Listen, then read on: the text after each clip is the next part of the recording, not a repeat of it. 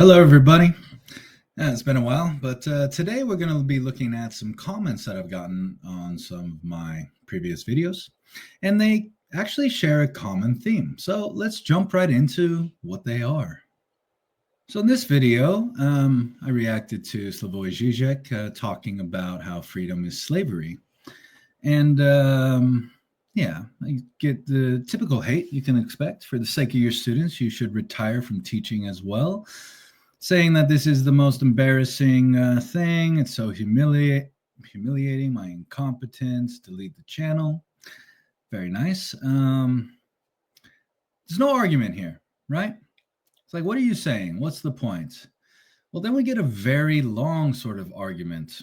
He says, first of all, you're not worth the time. And he's like, okay, fine, I'll do it. Anti-intellectualism is infuriating. So still, where is the argument? Well, he says to understand the structural claims I need to read.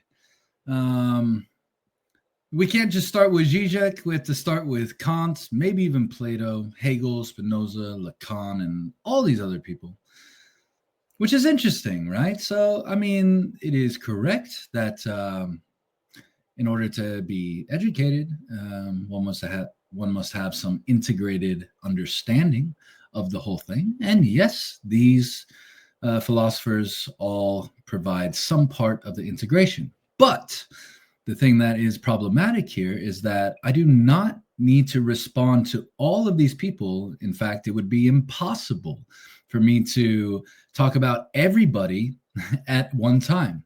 No, I was responding to a video of Žižek talking about freedom and slavery. And I stand behind everything I said in that video. I think it's a fine criticism. But if the only criticism is the fact that I just left out the whole foundation of the thing, well, that's because it wasn't a 2-year-long video, quite simply. But yes, with my students, I would start with the 4 major integrators of all time. And I start with Plato and Aristotle, who are kind of opposites, could be described as the ideal versus the real, as is in the School of Athens painting by Michelangelo. And then I move on to the more modern enemies, and it's Kant and Rand. So that's how I present these ideas. Anyway, so I understand the whole thing, but you cannot think that in order to respond to a clip, that everything, the whole foundation must also be responded to, because that is an impossibility. So basically, the claim is that in order for you to do something, you need to do everything, which is very Hegelian, I would say, because it's all the dialectic process of the thesis, the antithesis, and then the synthesis, or something, nothing, and everything. Well, I'm not Hegelian. I identify things and I move on, and everything should stand on its own. You shouldn't have to speak for a month in order to make sense. So yeah, this is basically these comments here. And he says, start with, his page, just guiding me through how to manage a response to Žižek. And it can't just be a clip that he says, because a clip cannot stand alone. We must talk about the whole thing. All right, moving on to another comment I got on a different video. So this is from my video on David Deutsch, and I'm criticizing Popperians. And the response that I want to look at is from this guy, and talking about the foundation. There's always a foundation somewhere, as I said, a deeper layer one can refer to. So this is the disagreement that I have with Popperians in general, and it's that, for instance, if we're swimming in the ocean, a Popperian would say, well, you just need to swim. You don't need to know where the bottom is in order to swim. So let's just keep solving the problem of swimming, and then that's how we'll lead to progress. And yes, I agree with this. You don't need to know where the bottom is in order to swim. But there is a bottom, whether you know where it is or not. And Popperians would say, well, this isn't knowledge in the sense, because it doesn't help solve a problem. And I would regard the Popperians as being sort of lazy in a way. Not lazy, they're being intellectually consistent within their framework of always variation and selection. And I would criticize them of their lack of identifying the foundation as a problem. And then this would play into the Popperian epistemology again, because they say, exactly, it's a problem. And that's what we're all about. We love problems and we love solving it. So what is your solution? But it'll go on ad infinitum. There has to be a foundation somewhere. More metaphysically, I would say that existence exists and a thing is itself, not as a matter of symbolic logic, but as a metaphysical axiom, a fact that a thing is itself, lying at the bottom of all things in order for logic to exist. They would regard this as dogmatic. I regard it as necessary, and the cycle continues. Anyway, so this is a simple, a good response, I would say, outside of the pattern of the other one I got.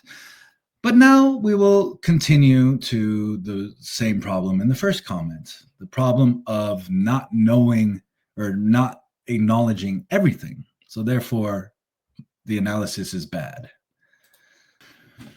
So here we are. I made a video talking about Robert Sapolsky and his denial of free will, or just volition or choice. And this comment says that I need to take a course on debate. Well, it's important to note that this is not a debate. This is a commentary on something, since I was the only one talking and I was reacting to a viewpoint that Robert Sapolsky talked about. So he says, I just cherry picked the quotes. Well, I did not cherry pick them. I mean, they are, cherry picked them in the sense that I used a quote and I didn't use, as he says, his 4 decades of discipline. So that's the problem. I can't, the criticism is that I haven't gone through all 4 decades of his work. I just commented on the fact that he says that there is no choice because, well, you can watch the video yourself to see what I said. But the point again is that I can comment on what somebody says. Everything that somebody says has to stand on its own, philosophically. If a proper idea requires 4 decades of explanation in order just to understand it simply, well, that's not very good, right? This is just giving in to complexity or randomness. And that's exactly what Sapolsky does. So these 4 decades of his study will just inundate you in helplessness, essentially, because of the complexity of things. And of course, just because we don't choose everything does not mean that we don't choose some things. And just the act of choosing something gives rise to volition, also known as free will. So that's the argument here.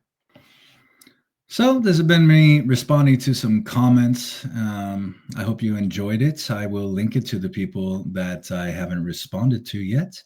And I'm sure I will get the same response back that I don't know what I'm talking about because I'm just cherry picking. But again, the theme is that it is impossible to cover 4 decades or even less time, years, or a whole book even in a single YouTube video. And I can honestly and accurately respond to the things that these people say in their short videos, as I hope that everybody will also do with mine. Actually responding to what I'm saying and what I'm thinking rather than to what I'm not saying and not thinking. So hope to see you in the next one.